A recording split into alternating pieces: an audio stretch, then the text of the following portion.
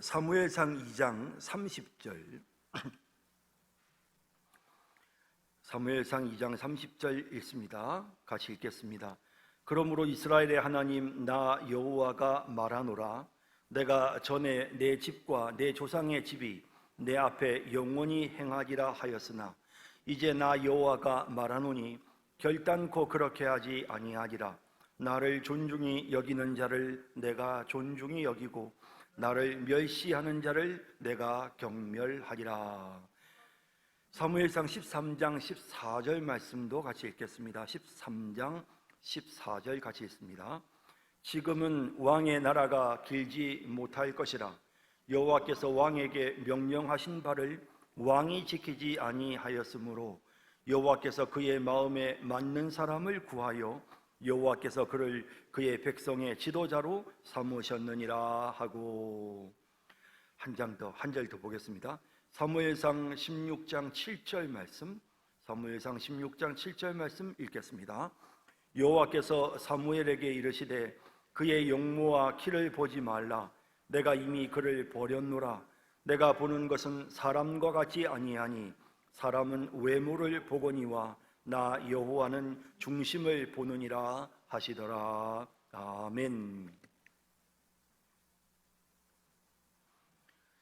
사무엘상 그리고 사무엘하는 사사시대의 비참한 상황에서도 불구하고 하나님께서 이제 왕을 세우셔서 이스라엘 백성들을 캄캄한 암흑에서부터 구원받게 하시는 과정을 우리에게 보여줍니다. 원래 사무엘상하는 한 권의 책이었습니다. 그런데 편의상 이제 이 사무엘상하가 사울 왕의 시대와 또 다윗 왕의 시대로 이렇게 사무엘상, 사무엘하로 나누어졌습니다.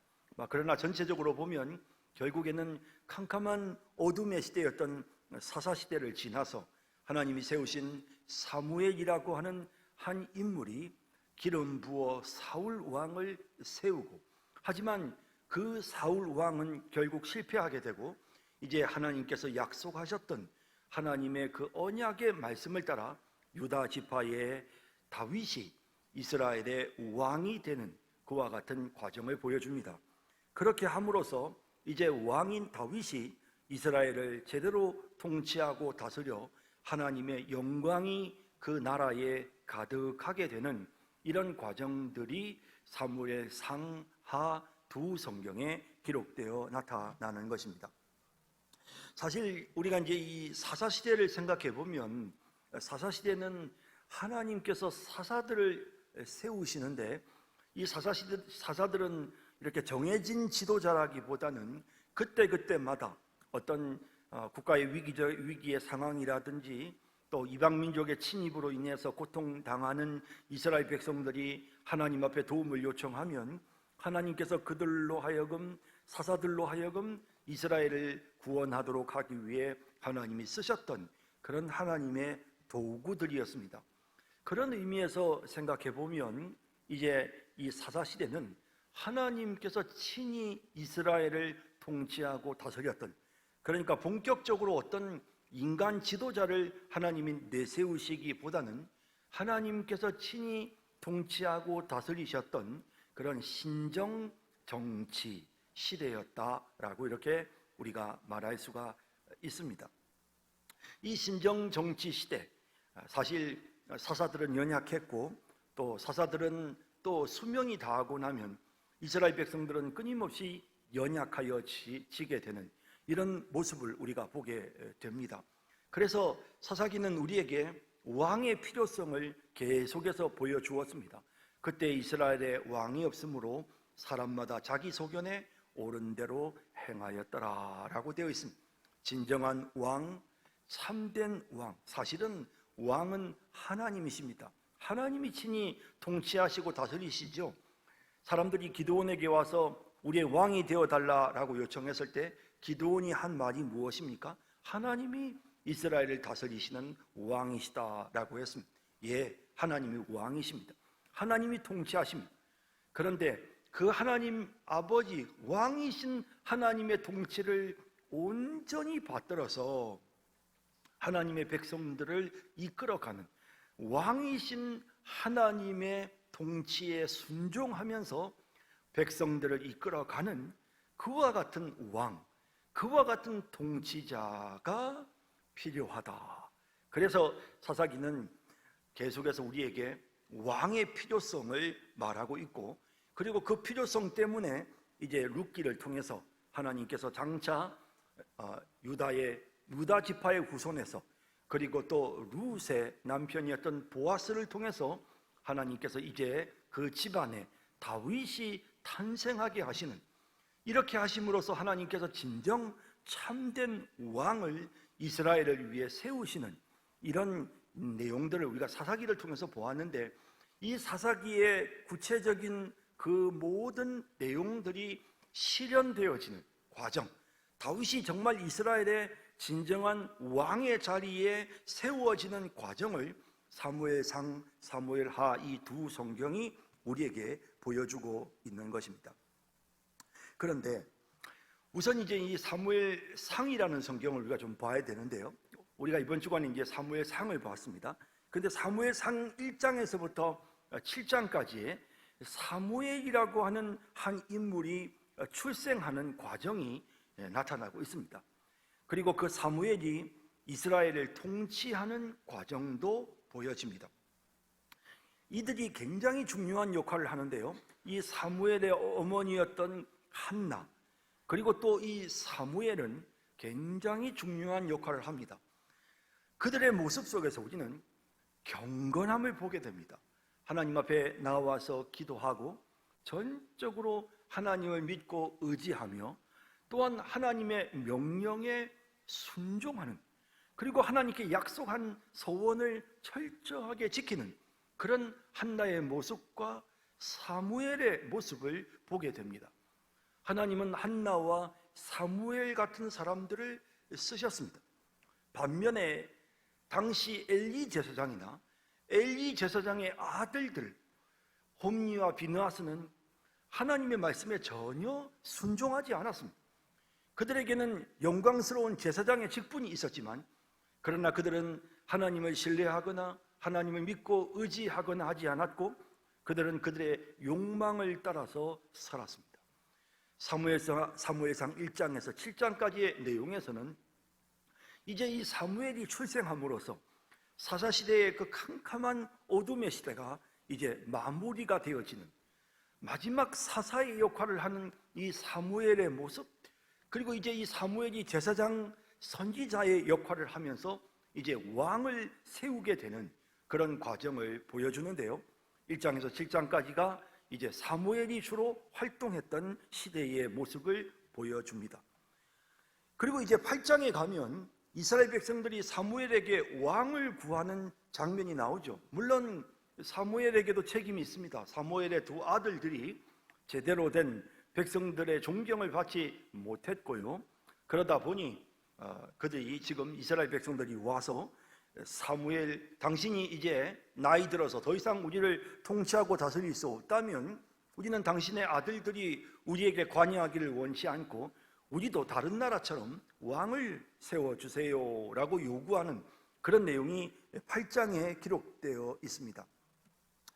그래서 이제 사울이 세움을 입게 됩니다. 그렇게 해서 이제 이스라엘의 왕이 된 사울 왕이 통치하는 그런 과정이 이제 8장에서부터 나오기 시작하는데, 사실은 이제 16장으로 넘어가면 그러면 이제 분위기가 달라지죠. 하나님께서 사울 왕을 버리십니다. 그리고 이제 16장에서 하나님께서 사무엘로 하여금 이제 다윗을 이스라엘의 왕으로 기름 부으시는, 물론 그가 왕이 되는 것은 그로부터 또 한참 많은 시간이 지나고 우리가 사무엘하로 넘어가야만 비로소 다윗이 왕이 되는 모습을 보게 되는데요, 그 이전에 벌써 기름 부음을 받는 하나님께서 이제 다윗을 선택하시는 내용이 16장에 기록되어 있습니다. 그리고 이제 16장부터서 31장까지에 기록되어 있는 내용은 여전히 사울이 왕으로서 이스라엘을 통치하고 있는데요, 그런 가운데서 핍박받는 다윗의 모습이 나타납니다. 그런데 점점 사울 왕의 기세는 자꾸만 무너지고, 그리고 다윗 왕은 점점 더 하나님의 은혜로 세워져 가는 그런 과정을 보이고요. 그리고 사울 왕은 계속해서 자신의 욕심을 따라 불순종하는 모습을 보이고 사람들을 죽이고 사람들을 함부로 대하는 모습을 보이지만, 다윗은 계속해서 가난한 사람들, 연약한 사람들을 섬기고 이스라엘 백성들을 위해 헌신하는 그와 같은 모습을 보이기 시작합니다. 그러면서 다윗이 그 힘든 고난의 과정을 통해서 점점 더 순종하는 사람으로 다듬어져 가는, 왕이 되기 위해 준비되는 그런 과정들이 사무엘상 16장에서 31장까지의 기록이 되어 있는 것입니다. 자, 그런데 우리가 사실 이제 이 사무엘상을 읽으면서 제일 우리가 먼저 생각해야 될 중요한 주제가 있습니다. 그것이 뭐냐면 왕을 세우는 것과 관련된 문제인데요, 하나님께서 이스라엘 백성들이 왕을 세워 달라고 요구했을 때 하나님이 기뻐하지 않으셨다, 분명히 나오거든요. 사무엘상 8장 6절에 보면 이스라엘 사람들이 와서 우리에게 왕을 주어 우리를 다스리게 하라라고 그렇게 요구하는데, 그 말을 듣고 사무엘이 그것을 기뻐하지 아니하여 여호와께 기도를 합니다. 그랬더니 하나님이 뭐라고 말씀하시냐면 7절에 여호와께서 사무엘에게 이르시되 백성이 너에게 한 말을 다 들으라. 이는 그들이 너를 버림이 아니요 나를 버려 자기들의 왕이 되지 못하게 함이니라. 그렇게 말씀하면서 하나님께서 이제 이 이스라엘 백성들에게 사무엘을 통해서 이 왕이, 너희들이 원하는 그 왕이 이스라엘을 통치하면 얼마나 힘들고 고통스러울지에 대해서 말씀하십니다. 자, 이 말씀을 들었음에도 불구하고 이스라엘 백성들의 반응은 한결같습니다. 사무엘상 8장 20절에서 22절에 보면 우리도 다른 나라들 같이 되어 우리의 왕이 우리를 다스리며 우리 앞에 나가서 우리의 싸움을 싸워야 할 것이니이다 하는지라. 사무엘이 백성의 말을 다 듣고 여호와께 아뢰매 여호와께서 사무엘에게 이르시되 그들의 말을 들어 왕을 세우라 하시니 라고 이렇게 기록되어 있는 것을 볼 수가 있는 것입니다. 자, 이스라엘 백성들이 왜 왕을 필요로 했을까? 왜 왕을 필요로 했을까? 그것은 가만히 보니 다른 나라의 왕들이 있습니다. 그래서 사사시대 때도 다른 이방 민족들이 이스라엘을 공격할 때 보니 그 이방 민족들도 다 나라에 왕이 있더라 이거죠.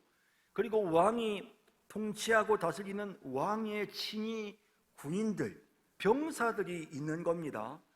그리고 그 병사들에게 필요한 무기들이 제대로 공급이 되고 제대로 갖추어진 복장을 한 군인들이 왕을 호위해서 전쟁하는 모습이 너무 멋있어 보이고, 그래서 이스라엘 백성들은 우리도 다른 나라들 같이 왕을 우리에게 주십시오 라고 그렇게 지금 요청을 하고 있는 것입니다. 자, 여러분, 이스라엘 백성들이 얼마나 이 내면적인 것에 관심이 없고 외적인 것에 관심이 많았는지를 보여주는 사건이 사무엘상 4장에 보면 기록되어 있죠. 이스라엘 백성들이 블레셋과 더불어 전쟁하다가 그들이 패하자 그들이 고작 생각해낸 것이 무엇이었냐면 언약궤를 가지고 오는 것입니다. 우리에게 저 블레셋 사람들은 다 칼이 있고 창이 있고 왕이 있는데 우리는 뭐 변변하게 내세울 만한 것이 없어서 우리가 전쟁에서 졌어. 그러니 우리는 언약궤를 가지고 와야 되겠다. 그래서 금으로 번쩍이는 언약궤를 전쟁터에 메고 와서요, 그 언약궤가 있으면 하나님께서 우리와 함께 해주실 것이기 때문에 그래서 우리가 이 전쟁에서 승리할 수가 있을 것이다 라고 생각하면서 그들이 언약궤를 전쟁터로 가지고 오는 모습을 보여줍니다. 사실 그 이후에 그 언약궤가 블레셋 사람들의 손에 넘어가서 그것이 블레셋 사람들의 앞에서 여러 가지 역사들을 일으키지 않습니까? 그래서 이제 그 과정을 통해서 이 다곤 신상이 완전히 엎드러져 버리는 이런 모습, 그리고 가드와 에글론의 이 병이 일어나서, 전염병이 일어나서 수많은 사람들이 죽게 되는 이런 일련의 과정들을 겪으면서 블레셋 사람들이 한 말이 뭐냐면 여호와의 손이 우리를 치신다라는 것이었습니다. 적어도 이 블레셋 사람들은 하나님의 손을 볼 줄 알았습니다. 하나님의 역사를 볼 줄 아는, 그냥 언약궤라는 어떤 외적인 것을 본 것이 아니고 그 이전에 여호와의 손이 역사하시고 있다는 것을 볼 수 있는 그런 안목이 있었습니다. 심지어는 베스메스로 가는 두 마리 소는 하찮은 미물에 불과하지만 그 언약궤를 이스라엘 땅으로 옮겨감으로써 송아지들을 향한 미련 때문에 눈물을 흘리면서도 좌로도 우로도 치우치지 않고 이 소들이, 그 암소 두 마리가 이 언약궤를 싣고 이스라엘 땅 베세메스를 향해 직행하는 이와 같은 과정을 통해서 이 비천한 미물들조차도 하나님의 손을 볼 줄 아는, 여호와의 손을 보는 눈을 갖고 있었습니다. 그런데 이스라엘 백성들은 겉으로 이와 같은 외적인 언약궤는 보았지만, 그러나 정말 그 속에 역사하시는 하나님의 내적인 역사를 볼 수 있는 믿음의 눈이 없었던 것입니다. 결국 이와 같은 동일한 맥락으로 이스라엘 백성들은 왕을 요구했습니다. 뭔가 좀 이렇게 외적으로 화려하게 드러나는, 남들이 보기에 뭔가 좀 그래도 구색을 갖춘, 좀 매력적인, 멋있는 이런 외적인 것들을 이스라엘 백성들이 원했던 것입니다. 그래서 그들은 왕이 필요하다고 했습니다. 그들은 하나님을 바라보지 못하였습니다. 진정 이스라엘을 통치하시는 왕이신 하나님의 뜻이 무엇인가를 제대로 보지 못한 것입니다. 자, 여러분, 사실 하나님은 이미 이스라엘 백성들에게 왕정 제도에 대해서 말씀하신 바 있었습니다. 하나님께서 이미 이스라엘 백성들에게 왕을 주실 것이라고 말씀하셨거든요. 그러면서 왕정 제도를 어떻게 시행해야 되는지, 어떤 왕을 세워야 하는지, 그 왕이 이스라엘을 통치하는 방법이 무엇인지에 대해서 구체적으로 하나님 말씀하셨습니다. 그 내용이 신명기서에 보면 기록되어 있는데요, 신명기 17장 14절에서 20절에 보면 이렇게 하나님께서 말씀하십니다. 내가 내 하나님 여호와께서 내게 주시는 땅에 이르러 그 땅을 차지하고 거주할 때에 만일 우리도 우리 주위의 모든 민족들 같이 우리 위에 왕을 세워야겠다는 생각이 나거든. 하나님께서도 이미 왕정 정치를 생각하셨습니다. 그래서 이렇게 말씀하십니다. 반드시 내 하나님 여호와께서 택하신 자를, 하나님이 선택하신 자를 너의 위에 왕으로 세울 것이며, 너의 위에 왕을 세우려면 내 형제 중에서 한 사람을 할 것이요, 내 형제 아닌 타국인을 내 위에 세우지 말 것이며, 하나님의 백성이 이제 이들을 통치하고 다스리게 하라는 것입니다. 그는 병마를 많이 두지 말 것이요, 병마를 많이 얻으려고 그 백성을 애굽으로 돌아가게 하지 말 것이니, 이는 여호와께서 너희에게 이르시기를 너희가 이후에는 그 길로 다시 돌아가지 말 것이라 하셨음이며.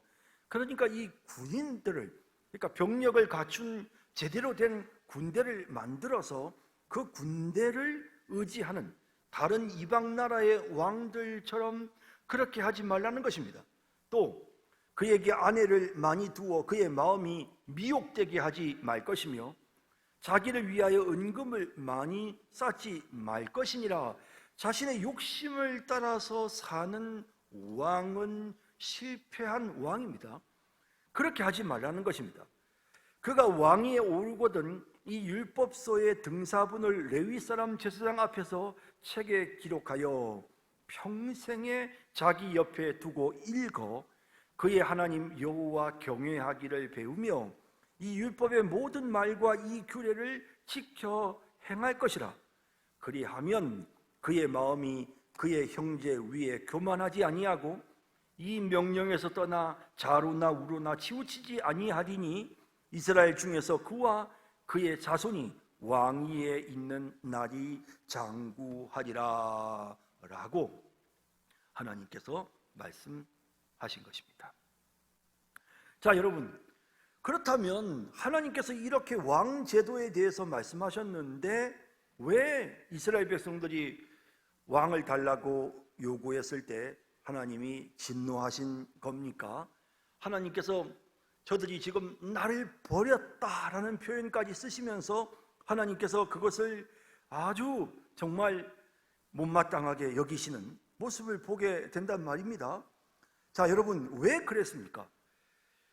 이스라엘 백성들은 하나님께서 말씀하시는 이 왕, 하나님의 백성으로서 하나님을 제대로 잘 섬기기 위해 필요한 왕을 그들이 원했던 것이 아니라 그들이 지금 사무엘에게 요구하는 왕은 이방 민족들처럼 되기 위한 왕이 필요했던 것입니다.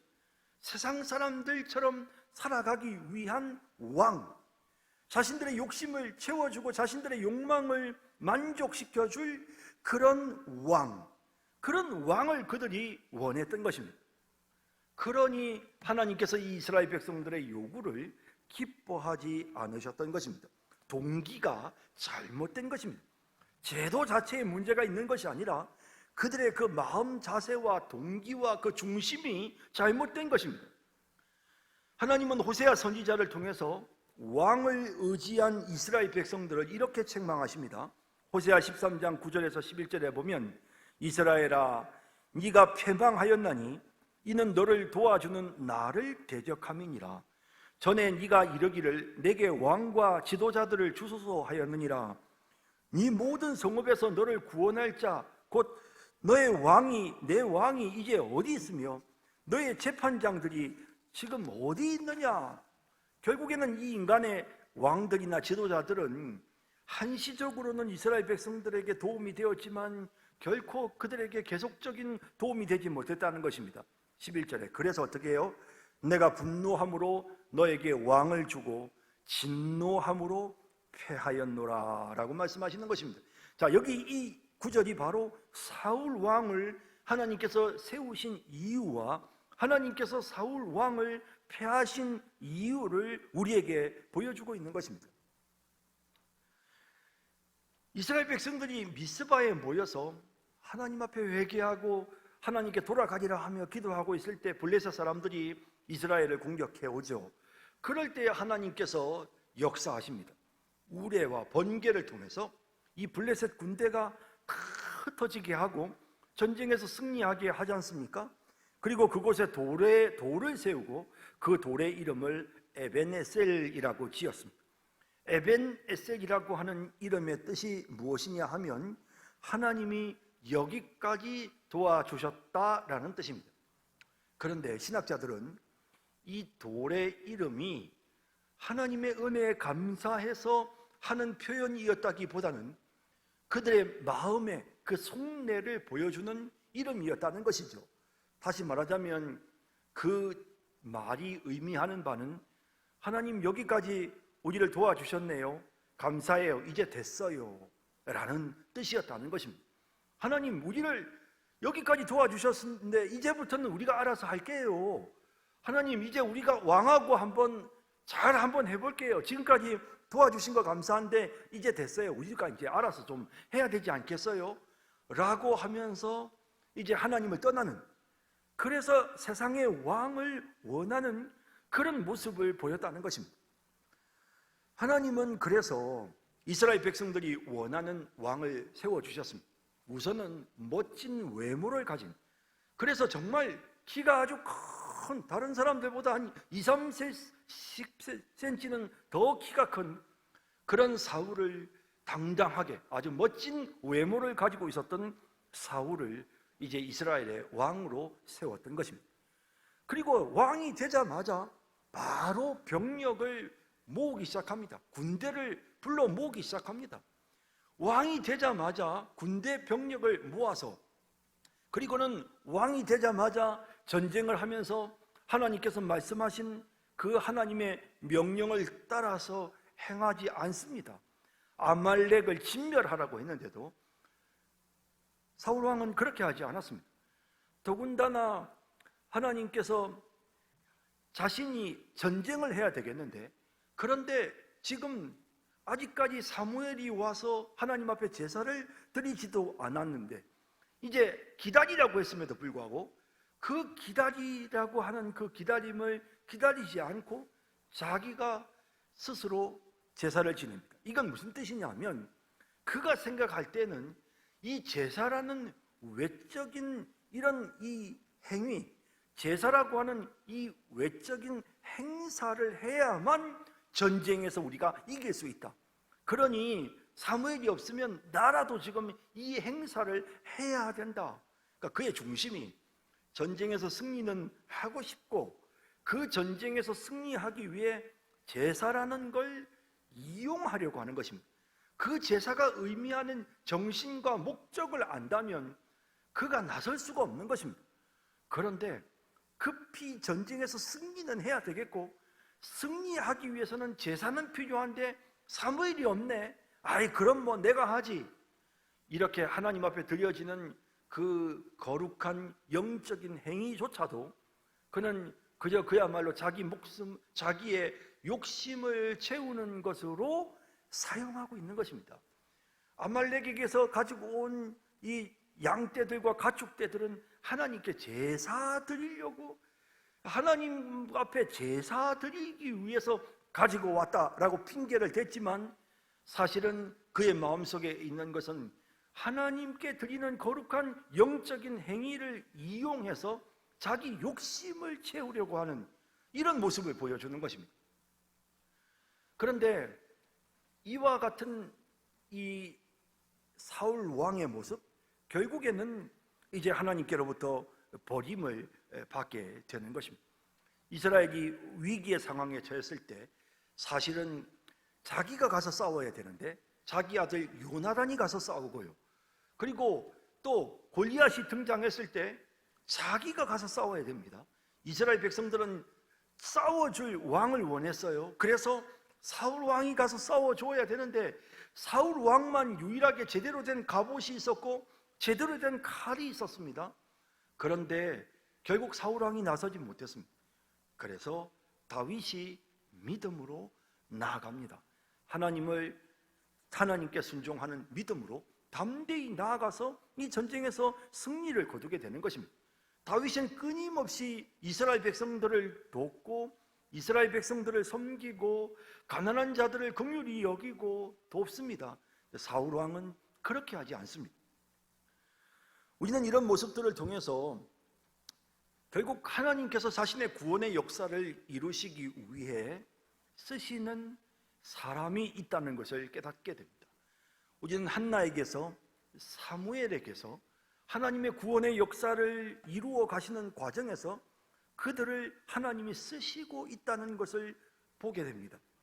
엘리와 홈니와 비느하스를 하나님께서 버리시는, 하나님의 구원 역사를 진행하는 과정에서 그들을 하나님께서 패하시고 제거하시는 모습을, 사울 왕이라는 인물을 그 당시에 인기 있었던 백성들의 지도자였지만 하나님께서 그를 패하시는 것을 보게 되고, 그 중심이 하나님 앞에 온전하여 하나님을 믿고 하나님께 순종하고자 했던 다윗을, 물론 그에게도 연약함이 있었지만 그 중심이 하나님을 향하여 정말 하나님의 뜻에 순종하고자 하는 그런 중심이 있었을 때 하나님의 마음에 합한 그의 태도, 그의 그 자세, 그의 외적인 모습이 아니라, 잘 갖추어진 그런 외형이 아니라 그 중심, 그 마음의 자세를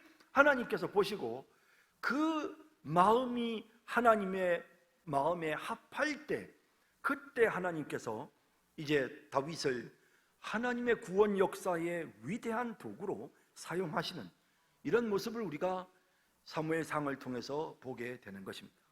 여러분, 하나님께서 약속하셨던 왕이 세워집니다. 하나님은 일찍부터 왕을 계획하셨습니다. 이스라엘은 이제부터 500년 동안 왕정 시대가 시작됩니다. 이와 같은 역사를 하나님께서 이루시는 과정에서 하나님의 약속대로 모든 것이 진행되지만, 그래서 유다 지파에 이제 다윗이 이스라엘의 왕이 되지만, 그러나 우리가 절대로 무시할 수 없는 것은, 그것은 하나님이 말씀에 순종하는 사람, 하나님의 약속을 믿는 믿음의 사람, 하나님의 마음에 합한 자, 그 중심이 하나님이 보시기에 합당한 자를 통해서 하나님의 구원의 역사가 이루어지더라 하는 사실을 우리는 이 사무엘상을 통해서 분명하게 깨닫게 되는 것입니다. 여러분은 엘리나 홈리나 비느하스와 같은 삶을, 혹은 사울과 같은 삶을 살기를 원하십니까? 한나나 사무엘처럼, 다윗처럼 하나님의 마음에 합하여 하나님의 도구로 쓰임 받는 그런 삶을 살기를 원하십니까? 왕 대신 하나님의 통치를 온전히 받아서 하나님이 주시는 그 능력으로, 하나님이 주시는 그 성령의 감동하심으로 사람들을 섬기고 돕고 사람들이 하나님의 말씀에 순종할 수 있도록 이끌어가는 그와 같은 삶을 살아가는 우리 모두가 되기를 주님의 이름으로 축복합니다.